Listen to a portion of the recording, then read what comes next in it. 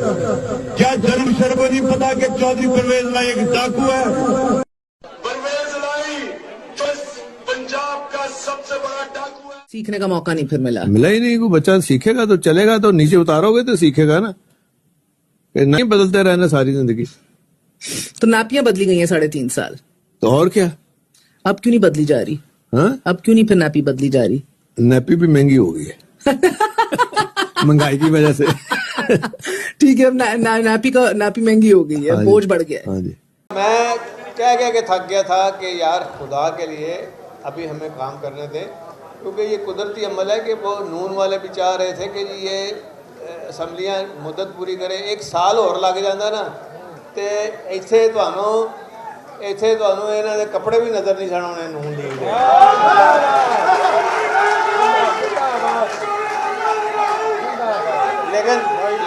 लेकिन बात सुन लें। अच्छा भाई आप खामोशी से बात सुनें, क्योंकि लाइव चल रहा है, आराम से बात सुनें। मैं ये कह रहा हूँ कि लेकिन खान साहब के साथ जो बैठने वाले थे ना, बस वो सिरू ले गए सारी पार्टी। और मैंने कहा था कि यार आपको 25 मई याद है, आपने ज़रूर दोबारा बार आजमाना है, जो आजमाए हुए हों तो इस तरह नहीं करते। और 3-4 बंदों की वजह से, एक तो बेचारा मैंने ਉਹਦਾ बड़ा अफसोस है, कभी पहला फड़िया जाता तो असी साडा काम ठीक हो जाना सी।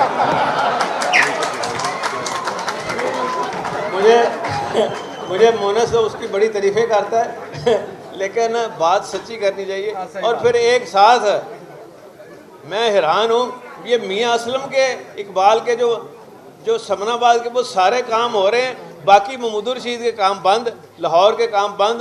मैंने लाहौर में खैर खरीद है बिल्कुल ठीक। तुसी सुनाओ, मैं बस साडा हाल चाल पूछना सी। मैं छुट्टियां बड़ा ठीक जा रहे काम। बस ਇਹਨੂੰ ਅਫਵਾਦ ਨੂੰ ਜੋ ਲੇਟ ਫੜਿਆ ਨੇ ਅੱਜ ਸਵੇਰ 5 ਵਜੇ ਫੜ ਲੈਂਦੇ ਨਾ, ਮਹੀਨਾ ਪਹਿਲਾਂ ਅਸੈਂਬਲੀਆਂ ਨਹੀਂ ਟੁੱਟਣੀਆਂ। सही गल है, बिल्कुल ठीक गल। ਮੋਟੇ ਨੂੰ सही गल कीती। ਸਾਡੇ ਤੇ ਜ਼ੋਰ ਪਾਇਆ ਇਹਨੂੰ ਫੜੋ। ਹਾਂ, ਪਹਿਲੇ ਫੜ ਲੈਂਦੇ ਤੇ ਸਾਡੀ ਹੋ ਜਾਂਦੀ। ਹਾਂ, सही गल कीती। खैर खरीद है बिल्कुल ठीक। तुसी सुनाओ, मैं बस साडा हाल चाल पूछना सी। मैं छुट्टियां बड़ा ठीक जा रहे काम। बस ਇਹਨੂੰ ਅਫਵਾਦ ਨੂੰ ਜੋ ਲੇਟ ਫੜਿਆ ਨੇ ਅੱਜ ਸਵੇਰ 5 ਵਜੇ ਫੜ ਲੈਂਦੇ ਨਾ, ਮਹੀਨਾ ਪਹਿਲਾਂ ਅਸੈਂਬਲੀਆਂ ਨਹੀਂ ਟੁੱਟਣੀਆਂ।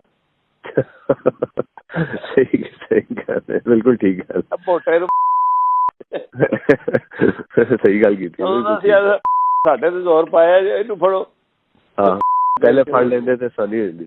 ਹਾਂ, ਸਹੀ ਗੱਲ ਕੀਤੀ।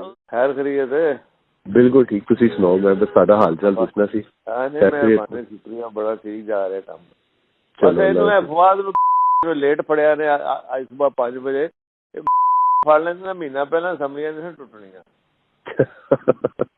ਸਹੀ ਗੱਲ ਹੈ, ਬਿਲਕੁਲ ਠੀਕ ਗੱਲ। ਮੋਟੇ ਨੂੰ ਸਹੀ ਗੱਲ ਕੀਤੀ। ਸਾਡੇ ਤੇ ਜ਼ੋਰ ਪਾਇਆ ਇਹਨੂੰ ਫੜੋ। ਹਾਂ, ਪਹਿਲੇ ਫੜ ਲੈਂਦੇ ਤੇ ਸਾਡੀ ਹੋ ਜਾਂਦੀ। ਹਾਂ, ਸਹੀ ਗੱਲ ਕੀਤੀ। ਖੈਰ ਖਰੀਦ ਹੈ ਬਿਲਕੁਲ ਠੀਕ। ਤੁਸੀਂ ਸੁਣਾਓ, ਮੈਂ ਬਸ ਸਾਡਾ ਹਾਲ ਚਾਲ ਪੁੱਛਣਾ ਸੀ। ਮੈਂ ਛੁੱਟੀਆਂ ਬੜਾ ਠੀਕ ਜਾ ਰਹੇ ਕੰਮ। ਬਸ ਇਹਨੂੰ ਅਫਵਾਦ ਨੂੰ ਜੋ ਲੇਟ ਫੜਿਆ ਨੇ ਅੱਜ ਸਵੇਰ 5 ਵਜੇ ਫੜ ਲੈਂਦੇ ਨਾ, ਮਹੀਨਾ ਪਹਿਲਾਂ ਅਸੈਂਬਲੀਆਂ ਨਹੀਂ ਟੁੱਟਣੀਆਂ। ਸਹੀ ਗੱਲ ਹੈ, ਬਿਲਕੁਲ ਠੀਕ ਗੱਲ। ਮੋਟੇ ਨੂੰ